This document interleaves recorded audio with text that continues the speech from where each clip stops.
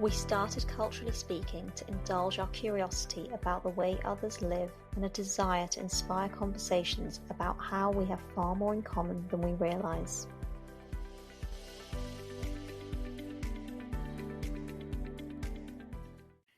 Okay, today's episode with Dan, who was a councilman in New York.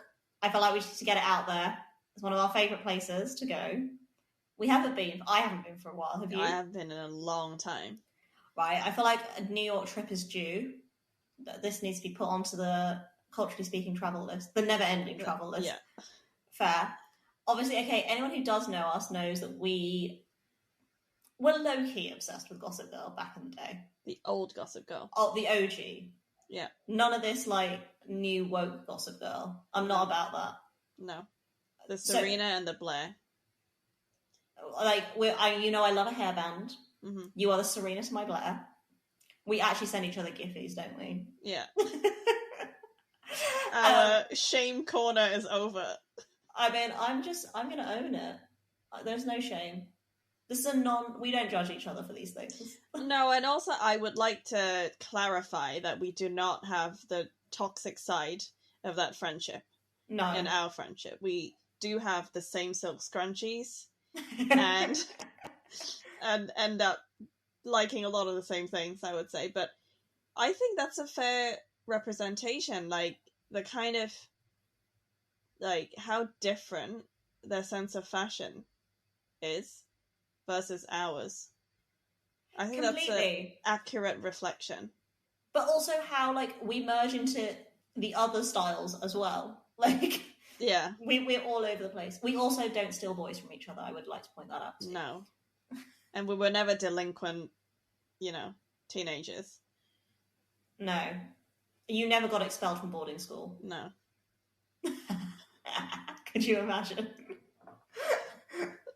No, actually, like I was one of those annoying kids with like 100% attendance and like straight A's, like boring. Of course you were. So, yeah. In Hong Kong, do you get a special certificate if you never miss a day of school all the way through? No. Oh, we get that. Expected. No, as in like the whole, like your entire school career. Oh no, you never have a sick day. I must have had sick days when I was studying in Hong Kong.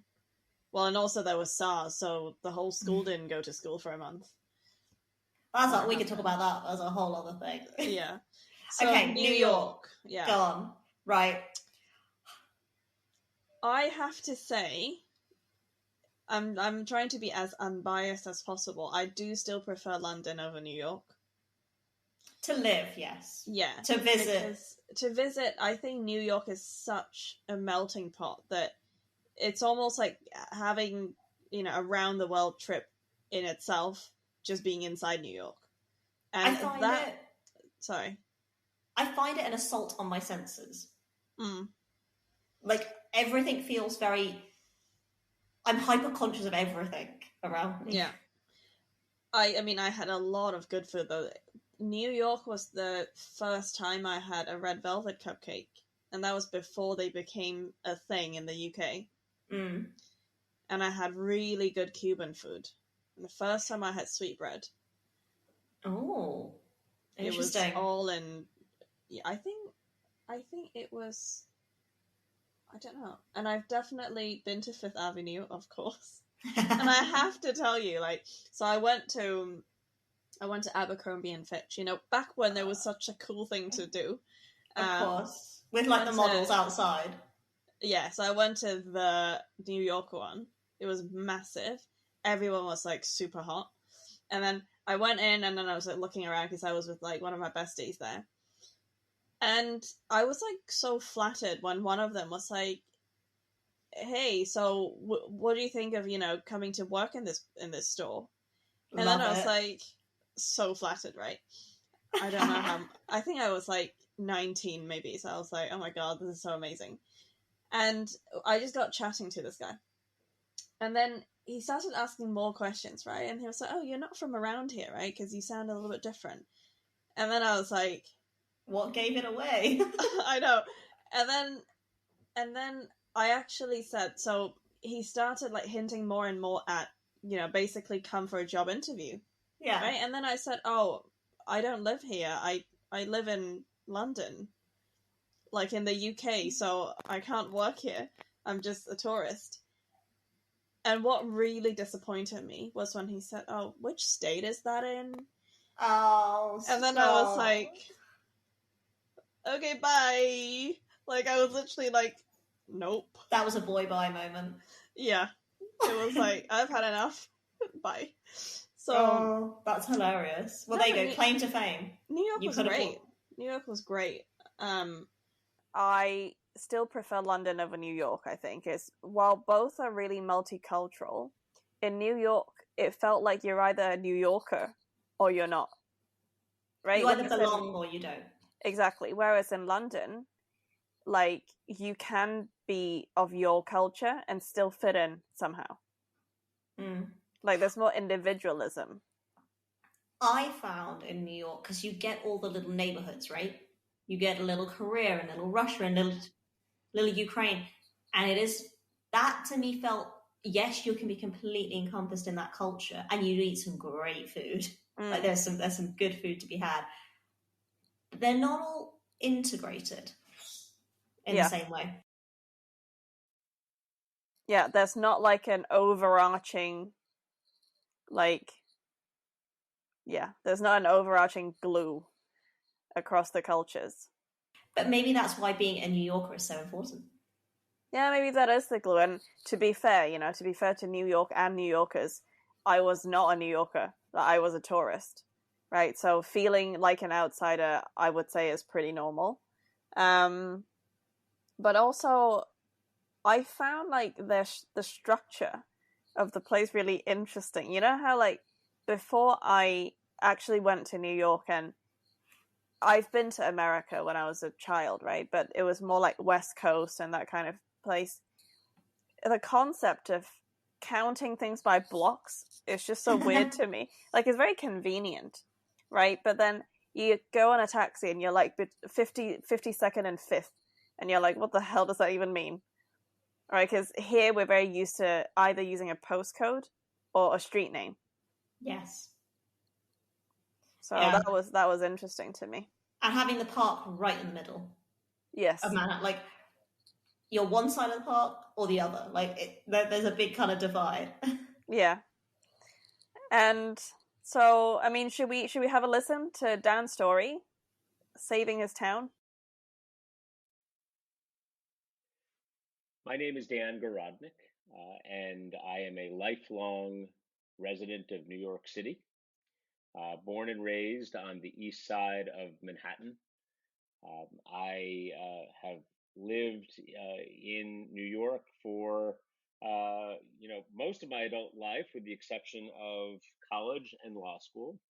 I am now serving as the president of a not-for-profit organization that helps support 6 miles of parkland along the west side of Manhattan. But for 12 years, I was the city councilman, representing about 160,000 people in Manhattan, in New York's legislative branch. So in New York City, we have the mayor and we have the city council, which has 51 members. I was one of those 51 members and served for 12 years in that role until I was term limited out. One of the neighborhoods that I represented in the city council was called Stuyvesant Town. Stuyvesant Town is a community of about 30,000 people. It is a neighborhood with a pretty storied history. It was built in the 1940s for veterans returning home to the United States after World War II. And it was an effort to try to very quickly create a lot of housing at a moment when New York City was suffering from a very serious housing shortage. And, the mayor at the time, Fiorello LaGuardia, and his very famous Parks Commissioner, Robert Moses, decided that they were going to make efforts to induce corporations like insurance companies to build large-scale housing projects. And they worked with the Metropolitan Life Insurance Company to develop a package of benefits for them and to encourage them to agree to build Stuyvesant Town. And there was a deal struck between the city and MetLife, which allowed them to not only build it and displace 11,000 people who lived on that site previously, mostly poor immigrants who were pushed out and had, no comparable place to go, or certainly no place like Stuyvesant Town as a future home to go to. It guaranteed them a certain rate of return on their investment, and it froze their taxes for 25 years. So Stuyvesant Town is built by MetLife, and right off the bat, it is mired in controversy because it was a whites-only community. So MetLife did not allow Black residents to come in. And it became the source of one of New York's early civil rights struggles in housing, because there were both lawsuits filed by Black veterans who had just returned from the war and wanted residency, as well as civil disobedience done by residents of this new community, white residents who were inviting Black people to come live with them as a way to really stick it to MetLife and make the point as to how unjust this policy was. MetLife, eventually had to recant and reverse their policy of racism, and New York City changed its law forever to not allow such a thing. Fast forward 60 years, and well, actually, if you don't fast forward quite 60 years, but maybe about 30 years, I'm born and I grew up in Stuyvesant Town. My mom was a public school teacher. She lived there. It was primarily housing for middle class people. She lived there. My dad, when he met her, moved in with her.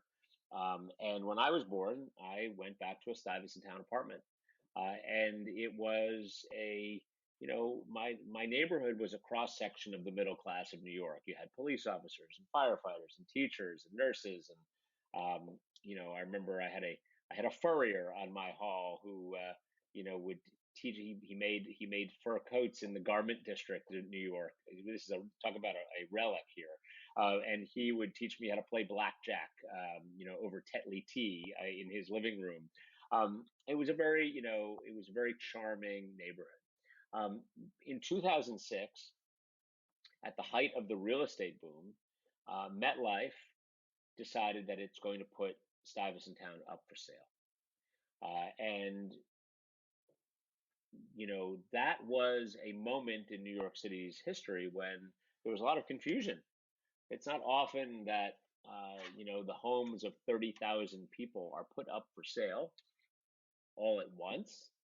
And for me, it was a really important moment because I had just been elected to the New York City Council only about 7 or 8 months earlier. And it's not every day when 20% of your city council district goes up for sale in an instant. And that was what I was facing back in July of 2006.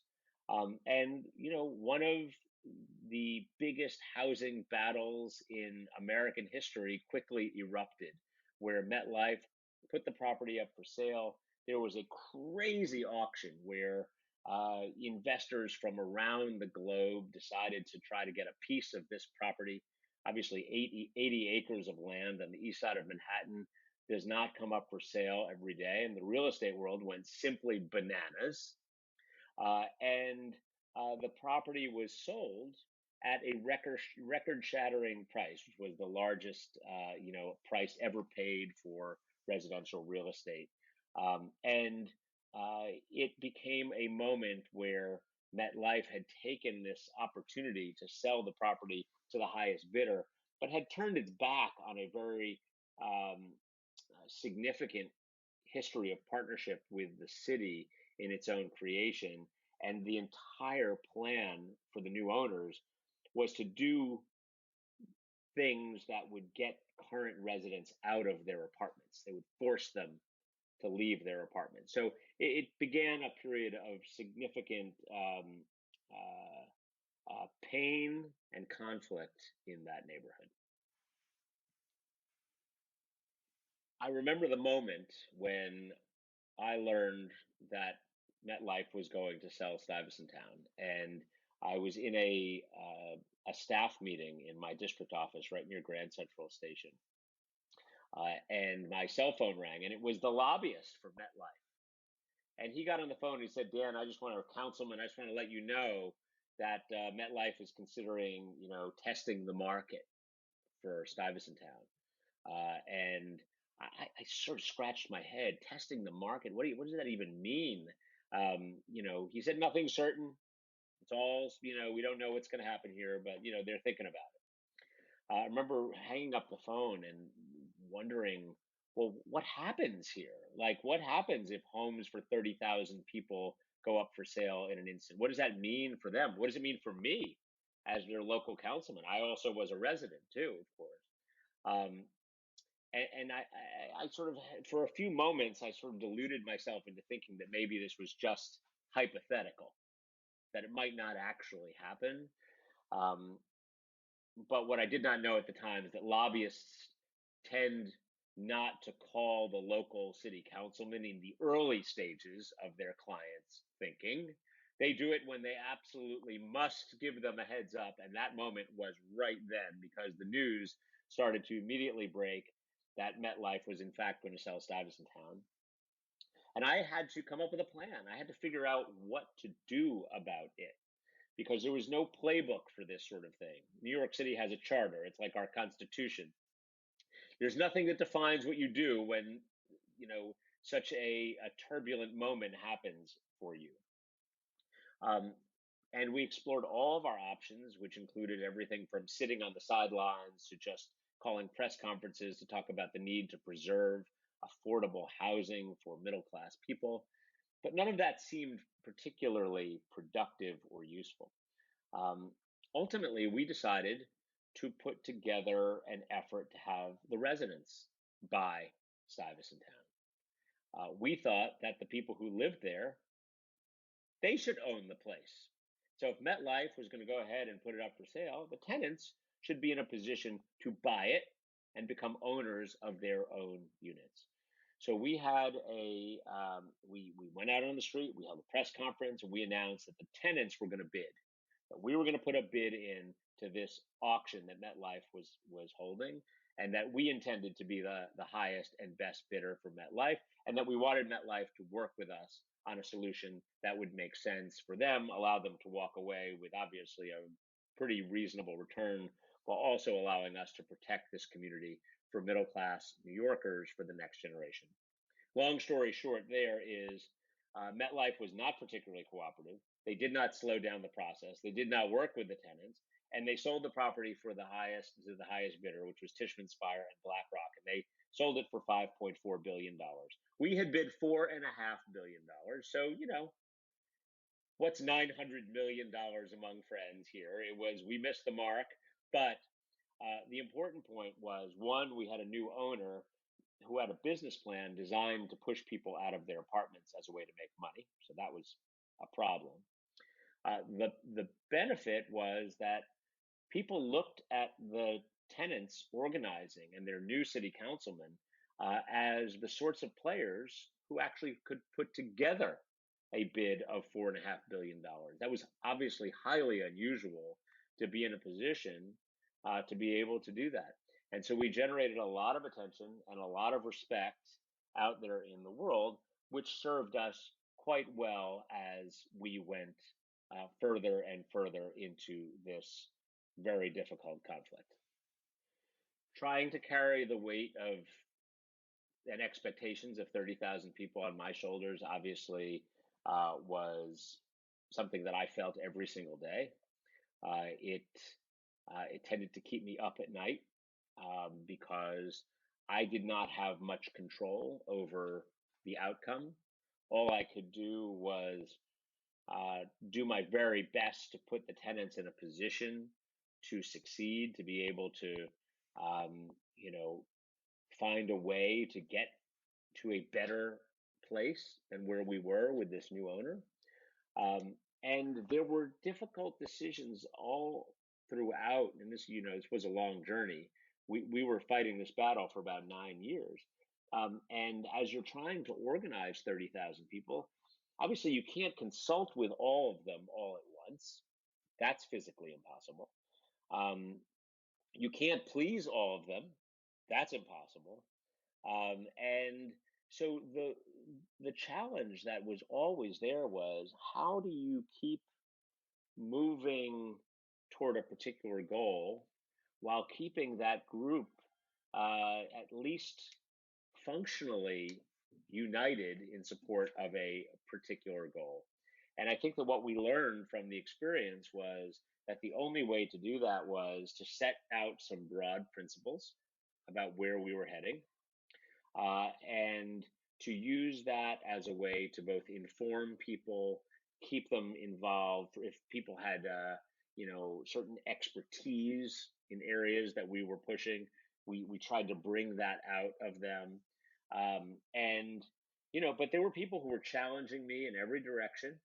Who, some people thought that the plans the tenants were putting out were, they were too restrictive, not restrictive enough. And there were real estate investors attacking us from all corners. And, we did our very best to inform our neighbors, keep the support of all of the elected officials in the area, and also to build coalitions more broadly in other neighborhoods around the city. But it was very weighty feeling for me, because obviously I felt a lot of responsibility and also had very little leverage to make things turn out the way that I wanted them to. Having been somebody who grew up in that neighborhood, and was the sort of person who was known as, from childhood, somebody who people babysat for, or who was their kids' babysitter, or somebody they would see playing basketball out in the playground, was now the city councilman, and suddenly had, the responsibility to figure this all out on behalf of a lot of residents.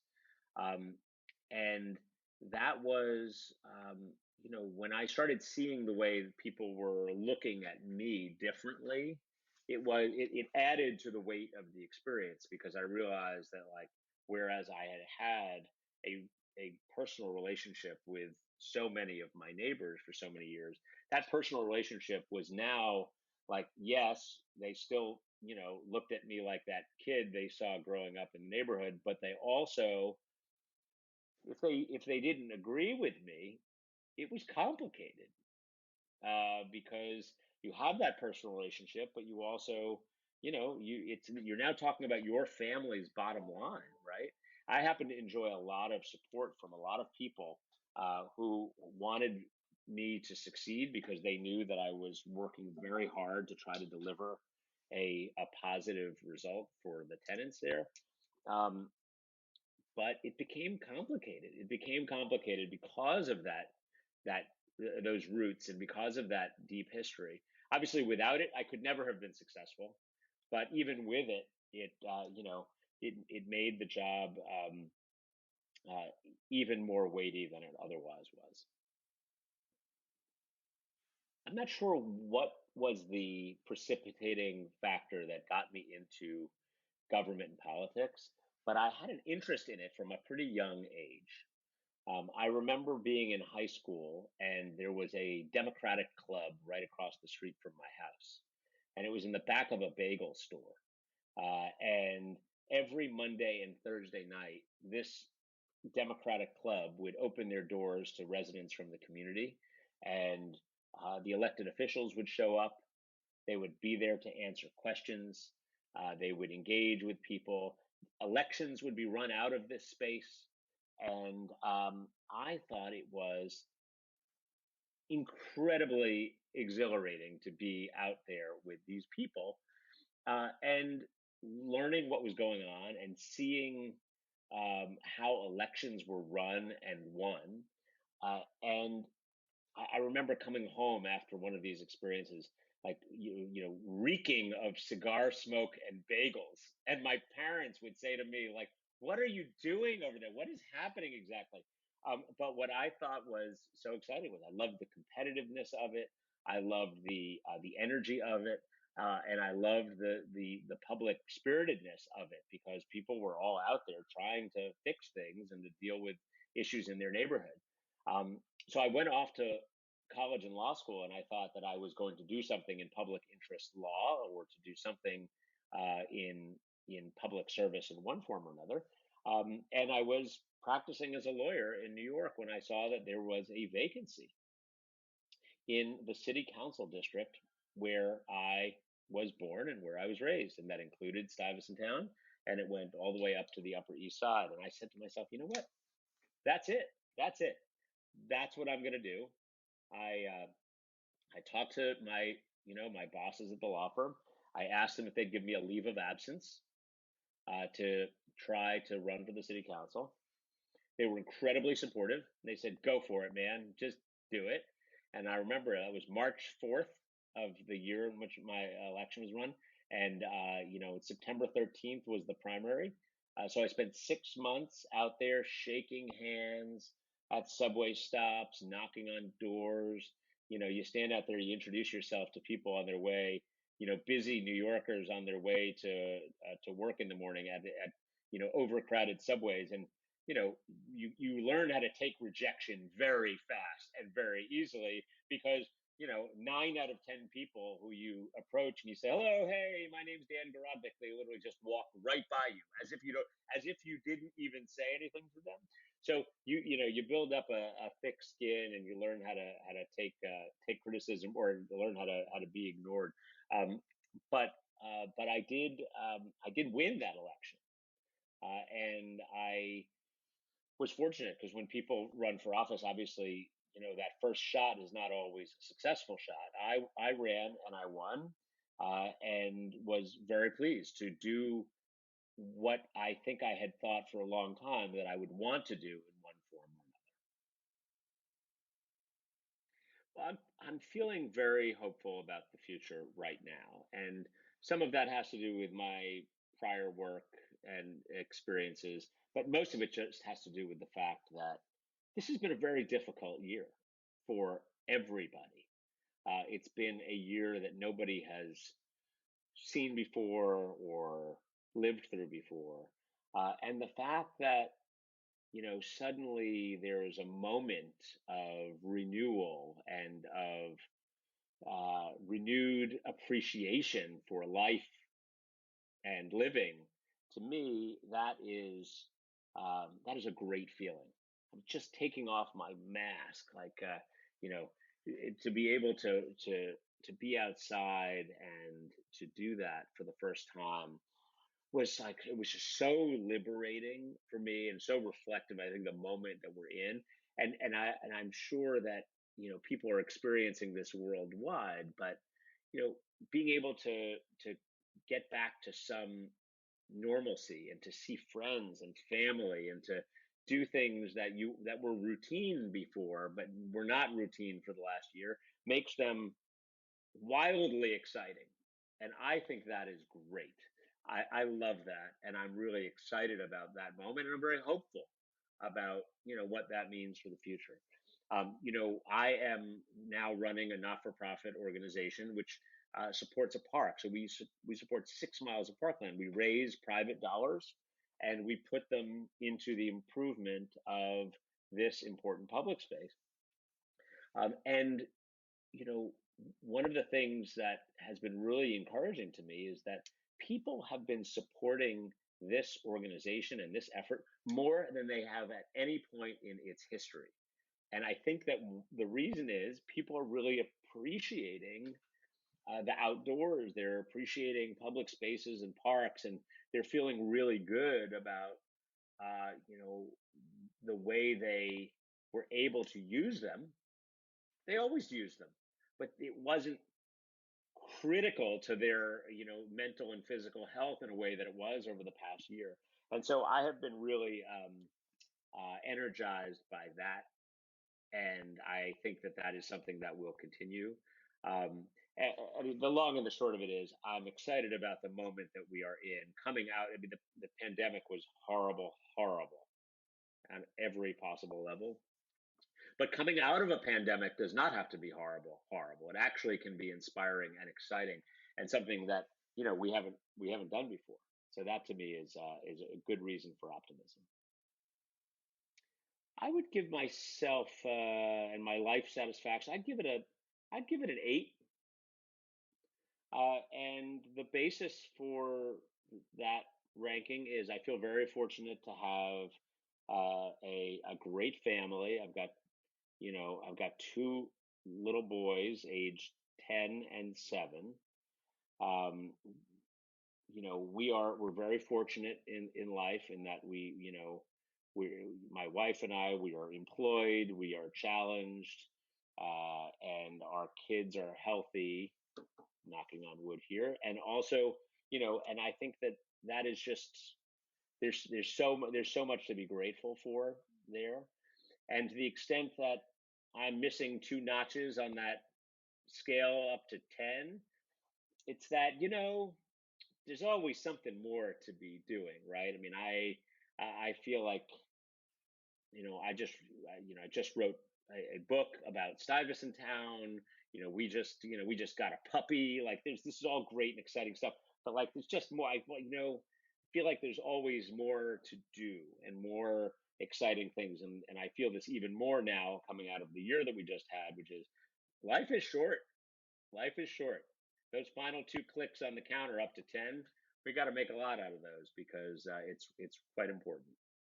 Okay, so that was pretty impressive. I think that's the best word I could use for what Dan did. I feel insignificant in my life contributions. Yeah, it's like, what have we done at this point in our lives? Yeah, I haven't saved like 30,000 people from being potentially made homeless. Yeah. I mean, just today, I don't know if you saw, but Kim K paid for a load of people to fly here. Was it from Afghanistan? I believe it was, yes. Yeah, I mean, again, what have we done? But so inspiring that there are good people. I mean, it goes to show, like, really, I think, yes, there are good people, but also you don't ask, you don't get. Right? I think for me that was the moral of that story. But wait, of Kim K or Dan? Of Kim K. Oh, okay, sorry, I thought you were talking about Dan. Well, so speaking of Dan, right? He was in politics, right? And I think he wanted to get into politics. Now, I've studied politics myself, and it's safe to say I'm not getting into politics. I have no interest. But if you were in politics, what area would you want to look at? What problem do you want to solve? Okay, I feel like I need to do a massive sidebar here first. Okay. So do you know we were talking about Gossip Girl before in New York? So, and people that know me from school will find this hilarious because we had a yearbook. Mm-hmm. And we would say, like, in 10 years' time, what do you want to be? Were you a politician? No, but guess what I was? What? I wanted to be like Serena. I wanted to be living on the Upper East Side with a congressman, living my dreams in New York. Like, that was my 10-year dream. So, if I was Congresswoman Neher, you strayed very far, I'm afraid. I know, but I have to say, there's also that great quote that Blair has where she says, I want to be Hillary's Secretary of State before I'm Hillary in the White House. And I fully attest to that. Mm-hmm. I think if I were to be in politics and I look at it from a British lens, mm-hmm. I do think it would be something to do with foreign policy. Mm-hmm. I can see that. Diplomacy, foreign policy, I think that might be my field. What about you? What was Councilwoman Janice or Minister Janice be doing? I'll be honest. My first thought would always be around health because, I'm, really big into the nutrition and fitness and all of that. But given this recent COVID pandemic, that's given me second thoughts, right? Because when you look at the Department of Health, public health isn't just about the positive side, which is the, exercise, the food and all of that. It is to do with illnesses and injuries and all of that. But I think, I don't know. I kind of feel like you really need to have a calling to go into politics because it's a losing battle. It's a thankless job, isn't it? Yeah, you're never gonna have enough money for anything. And people are always gonna hate you. I think you have to either grow a thick skin. Yeah, or be super arrogant. I love how neither of us said we'd want to be like culture secretary. Didn't you feel like that would be the obvious thing for us? Yeah, but I think for me anyway, it's because I don't know, it's not a very present thing that I see. I know we have one. Well, but we I had don't a new actually one know what they do. that was announced today. But what do they do? Well, that's a good thing. I think their agenda is to bring culture to everybody, wherever they may live, regionally, locally, and to encourage the spread of culture at a grassroots level and at a macro level. Brexit was pretty poor PR, though, for that. So, yeah, I don't know. But yeah, I guess... if I could make something up, I would be like the Minister of Food. Just to make sure everybody... Yeah, make sure everybody has a standard of food. I mean, there is somebody, I think, that does that, that's like communities minister, maybe, or secretary. It's like I imagine within the Department of Health, there will be people which are focused on, nutrition. Yes. Right? Because there is a registry of nutritionists, and so there is that group of people. But I think, I don't know, it might be fun to be in politics in somewhere like Madagascar, like somewhere nice. Like, where you don't really have problems. Oh, I know what I would be. Like, if I was on a tropical island, I'd be like the Minister for Tourism. Oh, so actually I was going to ask you, speaking of politicians, have you seen The Politician on Netflix? No, because my Netflix list is like a mile long and I never watch anything. I've still not watched The Crown. Okay, you are behind. You are so behind. That is a good view of not just the monarchy, but the British institution, which does include the Prime Ministers. And she's seen quite a few come and go. Yeah. Okay, I'll watch it. But for people listening, I would really, really recommend The Politician, because it's actually about this kid who's still in high school, but he is so ambitious and he wants to become president of the United States at some point in his life. And it was just a really fun, I guess, look at... I never ran for office at school. Like student government. I was never interested. That's such an American thing, though, I feel. I mean, at school here we had, a head girl, and then we did have like sports prefects. Like we had those things. You weren't voted into those positions. You were chosen for those positions. These were voted. Oh, so that's interesting. In our school, you were chosen to be those, like to occupy those roles. I don't know. It's been a while, but the head girl, I think, probably was chosen, and then the other people were probably nominated. Yes. Yeah. But yeah, we didn't have sort of student government in the way. Do you know how Dan was describing his... I think it was interesting, actually, what you just said about the politician, about this boy knowing he wanted to be president at high school. And when I listened to Dan's story, I think one of the things I was thinking was he always destined for that role? Because he was very well connected in the city through his job.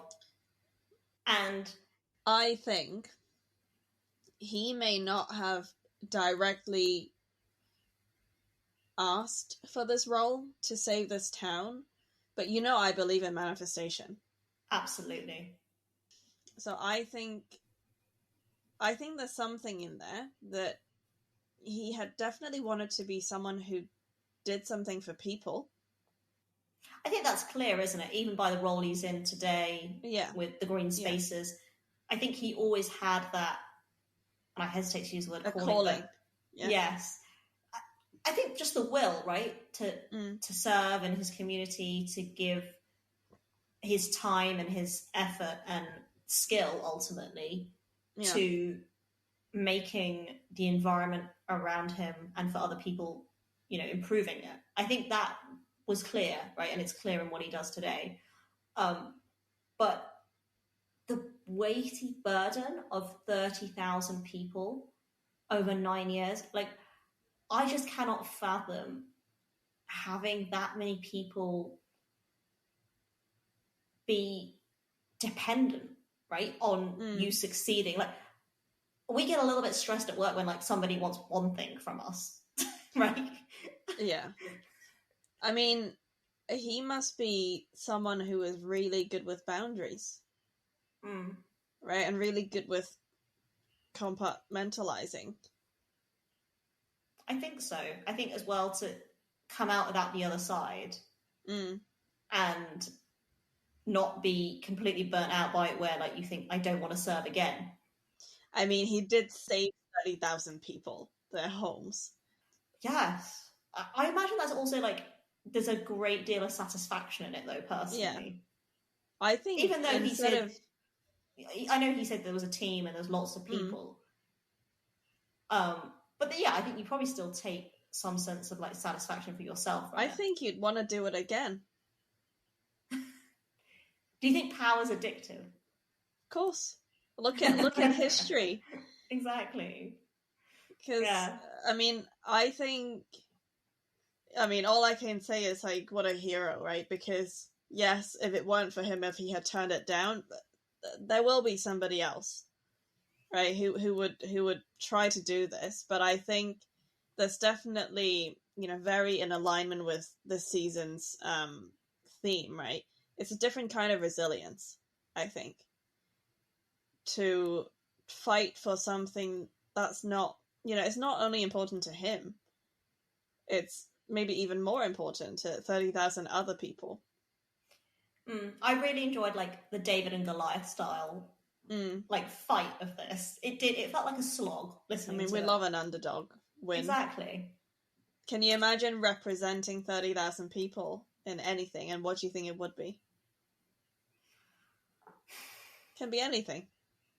But representing somebody is it's not like the same as, like, a football player, like, playing in front of 30,000 people.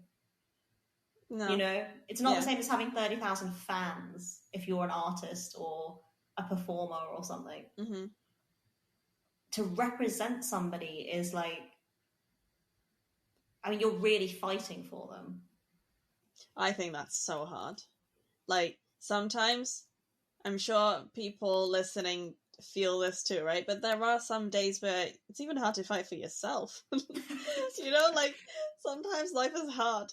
And Dan went through, like, 9 years of basically fighting an uphill battle. I just think that's ridiculous, but also, but good on him, well done. Right? Good on him, because sort of the underlying theme I took away was corporations can kill culture, right? They can squash and trample it. And he has kept this community and the heart and soul of it together. Yeah. And that's a pretty monumental thing, right? I don't know. Maybe when we go to New York, we can pay it a visit. I didn't even know it was there. Like, genuinely, when we spoke to Dan the first time, when we were looking to get him on, we Googled it, right? I had to look it up. Like, where is it on? I never heard of it. No. But yeah, what a story.